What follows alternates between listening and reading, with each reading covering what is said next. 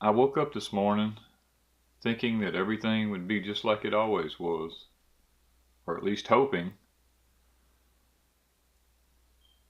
But it wasn't long before reality set in,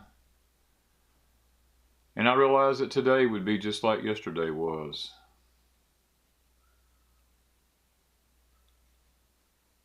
It'd be a way to figure out what I was going to do today. Because you see, as I sit here,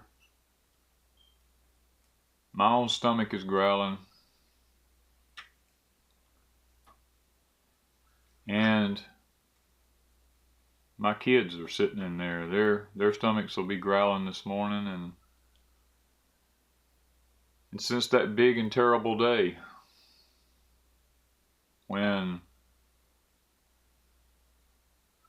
the economy collapsed and all jobs were gone and there was no money,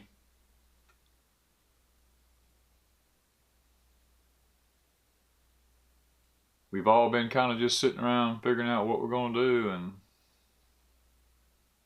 struggling just to find some food to put in our stomachs.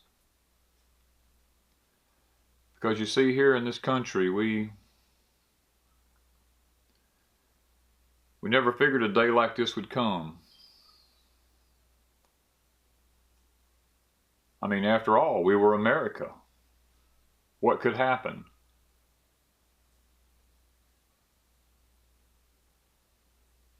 We laughed at all the people who call themselves homesteaders and preppers and survivalists. What did they know that we did not know? Because you see, it's always been so good. I mean, my whole life, we've never known anything but plenty. We always went to a grocery store if we needed anything. We went to the gas station if we needed gas to go somewhere. If we wanted to go shopping, we just went shopping. Dad always went to work. Mom always went to work. If we wanted something, we just got it.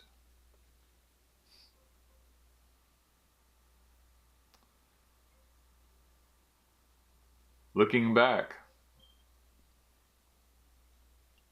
I see that false sense of hope and security that was there. Because you see, we didn't prepare. We didn't see any need to. We were led to believe by our government that everything would always be okay. And now, since that big terrible day when the economy finally collapsed, and now we're in this great war, how will I keep this house? How will I keep electricity? Will I?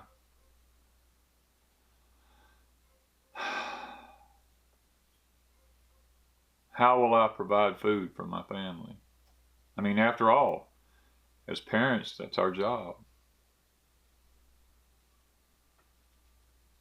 The kids depend on us. What skills do I have to help me provide for my family now that there's no money? I live in this environment that it's just wall-to-wall houses, and where will I get food? And if I get food, how will I know how to prepare it? Because you see, I've always went out to eat. I've always eat fast food. I've always went to the grocery store. I've always got prepared items, canned goods, dried goods. And I have no clue what's out there. I have no clue what's edible. I have no clue how to provide anything because I wasn't taught. You see, my grandparents grew up during the Great Depression. And because they struggled so hard, they didn't want us to have to ever go through that. So they made life easy for us. They never made us do anything that they had to do.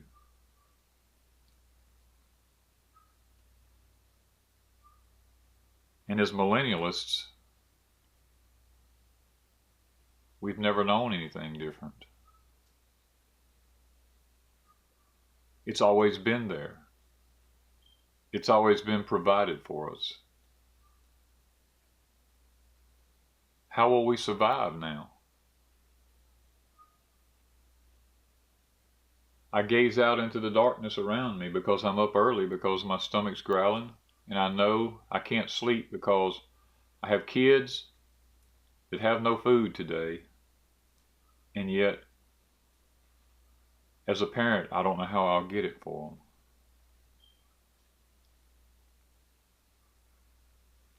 You know, I should have paid attention. I should have listened. I shouldn't have laughed and scoffed at all those people who were trying to prepare for a day that I didn't think would ever come.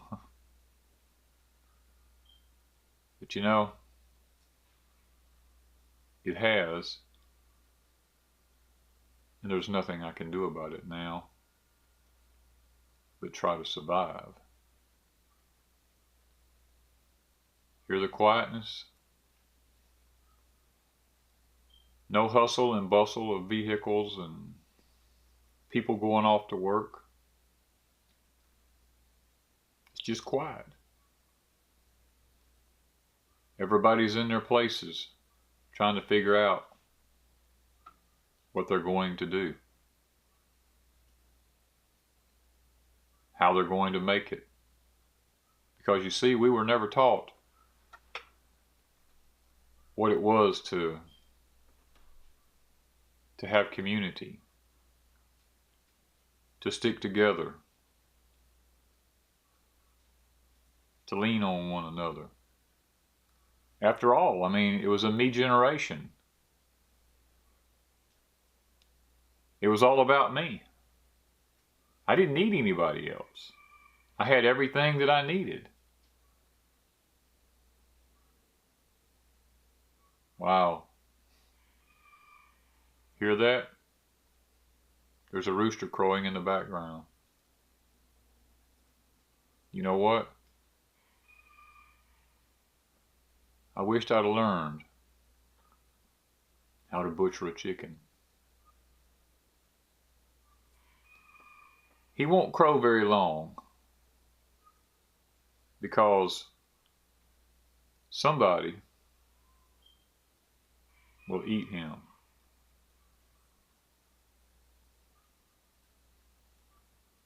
I just wished I'd have learned how to provide for my family. I know that that's a chicken, and I know he's edible, but I can't kill him because I'm too tender-hearted.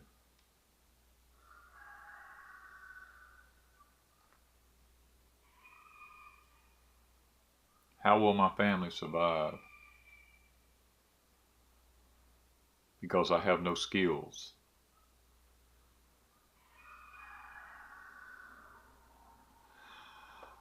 Hello everybody. This is Danny from Deep South Homestead on Porch Time today. You know, the scenario I just put you through is a very real scenario. You see here the vehicles in the background now? I knew about what time they'd come through. And I tried to get this done before they actually came. But guys, the scenario I just sat and walked you through has happened before and will happen again. What will the next Great Depression be like? You know, that's a really good question. It's one that I'm not sure that we can answer it truthfully. All we can do is go back to what once was and look at the lessons from the past. I mean, that after all is how we learn, is from our past. So let's take a little time and let's look at this thing. Because you see, lessons from the past means survival for the future. Now,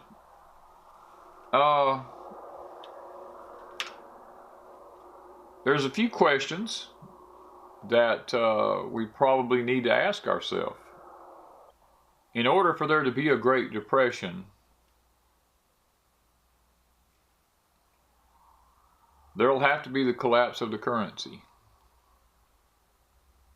Something that people's been talking about for quite some time. The petrodollar, as it's called. There's a lot of talk looming on the market that within the next 8 to 12 months that the petrodollar could collapse. And if it did, our currency would be worthless.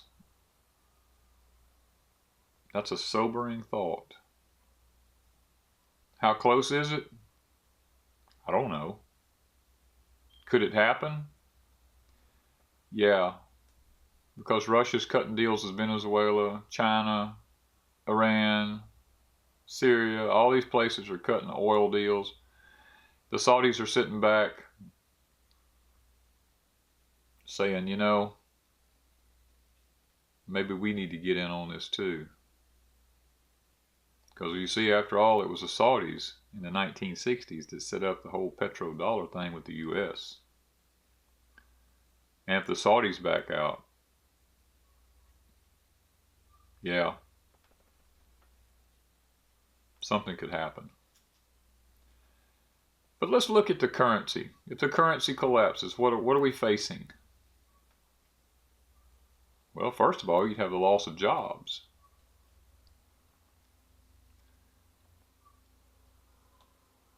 When you lose a job, what happens? It trickles down. There's a loss of homes. Look at 2008, what happened during the collapse. The bubble busted then. All the homes that were lost and went into foreclosure. Guys, that was just a wake-up call, let's put it. Let's look at all the people who depend right now on government checks, government subsidies, pensions, retirement accounts, all these things, savings accounts. If the economy collapsed, that would go away.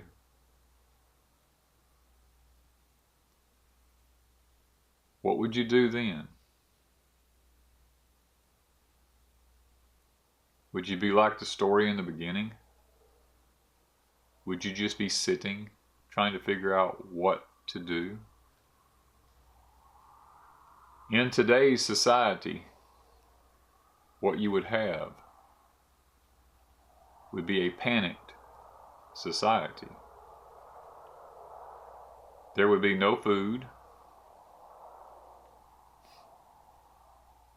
no jobs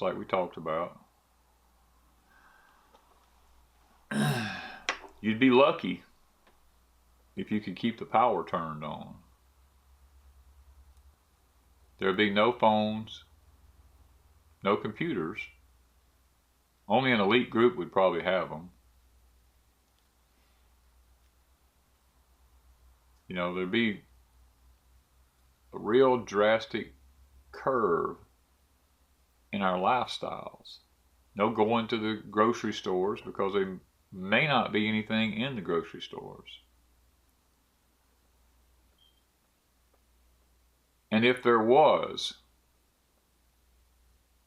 then it would be monitored. And we'll talk about that a little later. You would look around and you would begin to notice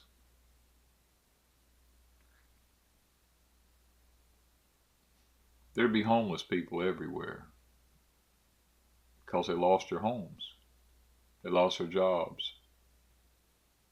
A lot of families would split up because of the tension, because they don't have the glue that it takes to hold them together in hard times, because they've always leaned on a plastic card for their security. What will this all lead to? Well, all you have to do is go back and look at the Great Depression of the 1920s, 30s, and 40s. See, people forget to tell you about all of it. There were food lines everywhere. Not only was there food lines, well, let's just stop and talk about the food lines for a minute. In today's society, if you had food lines and there was no government checks and stuff like that, you know what you'd be dealing with? I'm going to tell you the difference between the 1920s and 30s and 40s and today. In the 1920s, 30s, and 40s, you had food lines, yes. But people stood orderly, waiting to get something to eat. In today's society, you have angry, disgruntled people. If you don't believe me, you should have lived where I live at when Katrina happened. Or should have watched when the EBTs went down in 2 or 3 states here a while back and watched how the people reacted when there was no government check to buy their kids food. Yeah. There'd be a lot of angry people. There would be theft. People would be stealing left and right because that's all they know. They were never taught how to survive. They were only taught how to take what don't belong to them.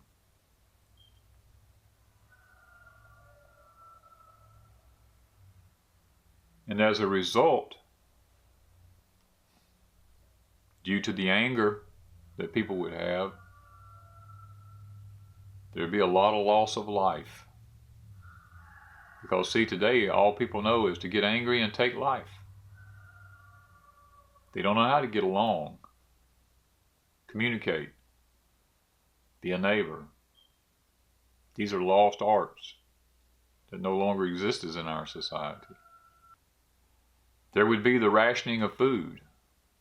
Because you see, during the Great Depression, the government stepped in. They rationed things like sugar, coffee, flour, cheese, rubber,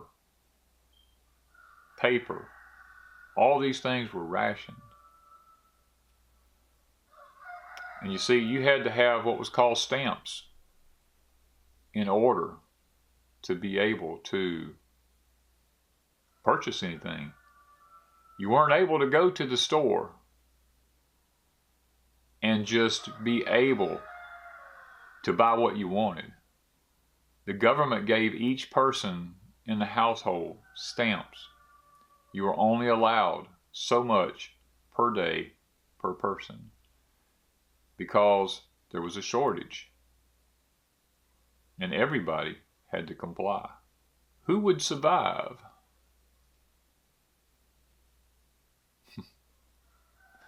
The people that would survive would be the homesteaders that were true homesteaders.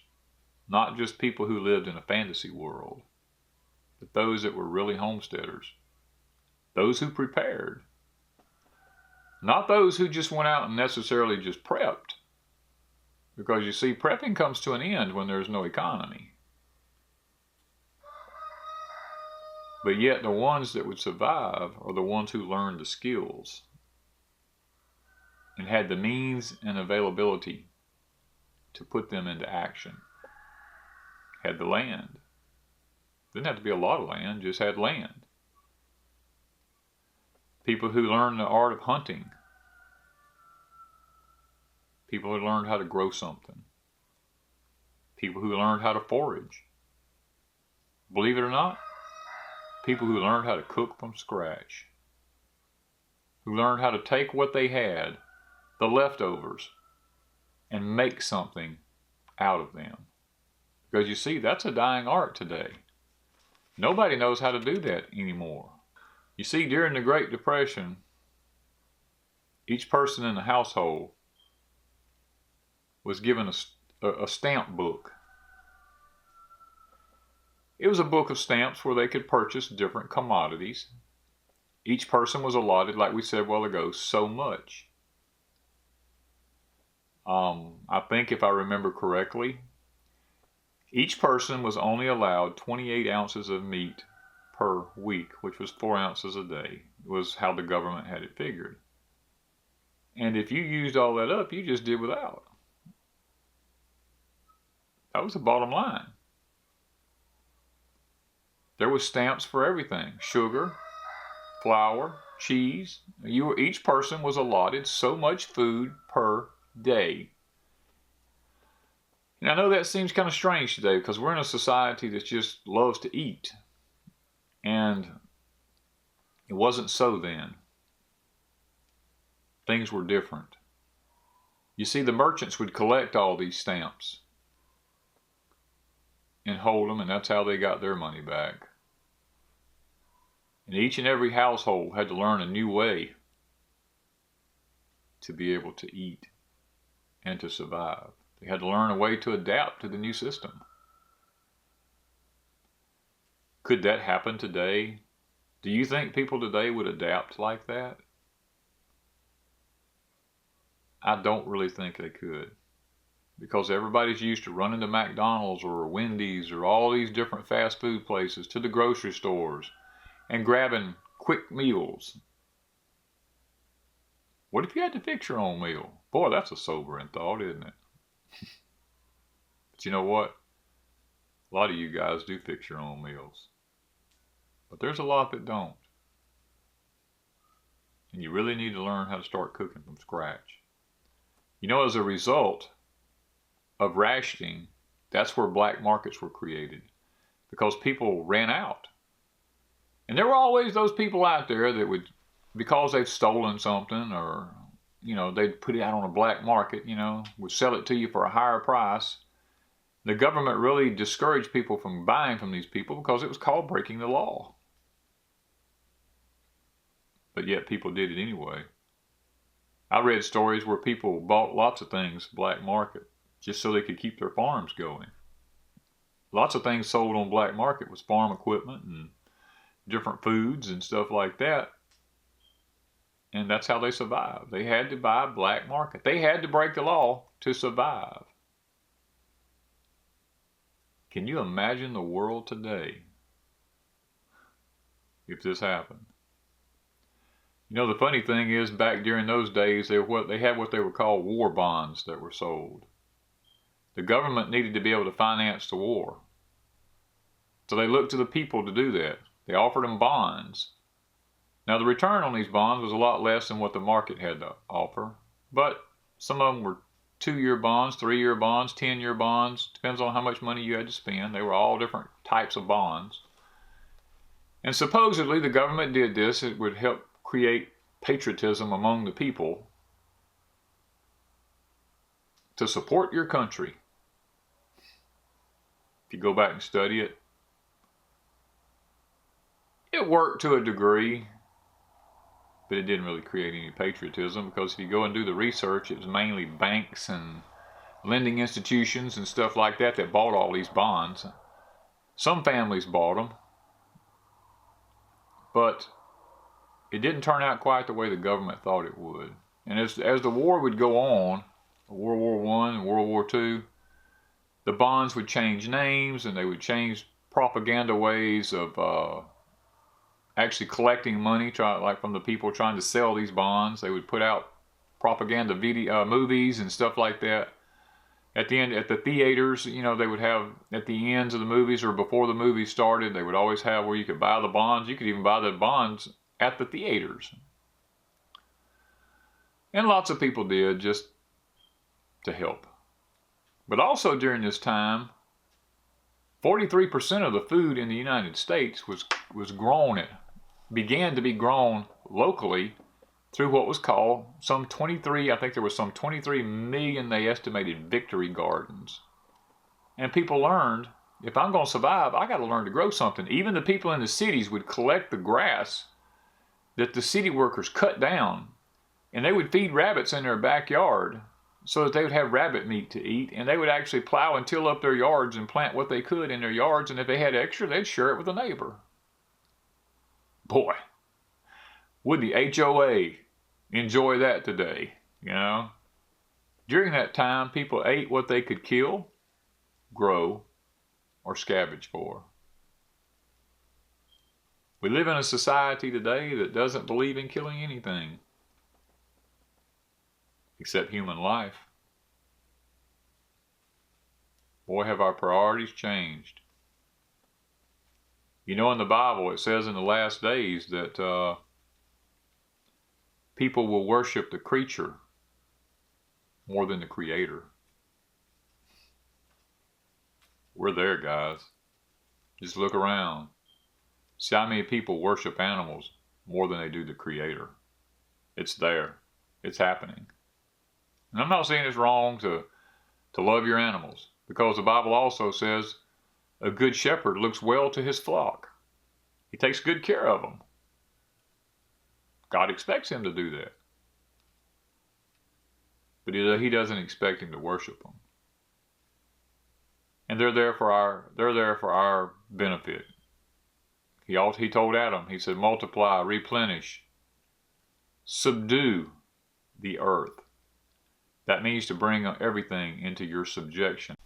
So you see, guys, animals were put here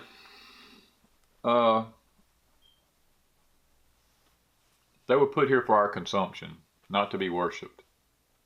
I mean, after all, ask yourself this question. Could anybody in my household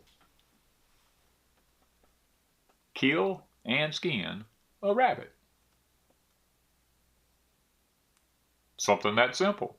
We do it here all the time. Could you? If you killed it and you skinned it, would you know how to desecrate it? Would you know how to cut it up? Would you know how to cook from scratch? Would you know how to make that rabbit last for several meals? Would you know how to use the leftovers? Wanda on Crazy Days has been trying to show people how to do that. Oh yes, and I forgot. I'll have those people that'll look at me and go, oh my God, a rabbit's an unclean animal. Well, let me tell you something. Go back and study the Holocaust and read about how many Jews ate horses to survive. And they'll tell you to this day that a horse was an unclean animal. But yet, it's what God gave them to survive on, and they ate it, and they survived with no problems. My friends, don't get hung up on this kind of stuff. If a life-changing event takes place, don't let religion get in your way of surviving. And we're going to talk about some of those laws here before long on all God's children. I'm really working hard on that one because it's going to be a very difficult one to put out there. very controversial, but I've got to do it at some point, and I know that. But guys, what would the next Great Depression look like for you? Would you survive? Or would you be one of the angry people? Would you steal? Would you lose your home? Would you lose your sanity?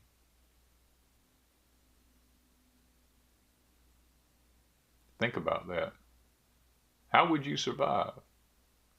It's not if it happens, it's when it happens. Because it's going to happen. Every empire has rose and fell. There's never been one that's continued beyond X number of years. America's at that verge. Because you see, when you take your eyes off of God, and God's hand is lifted off of you,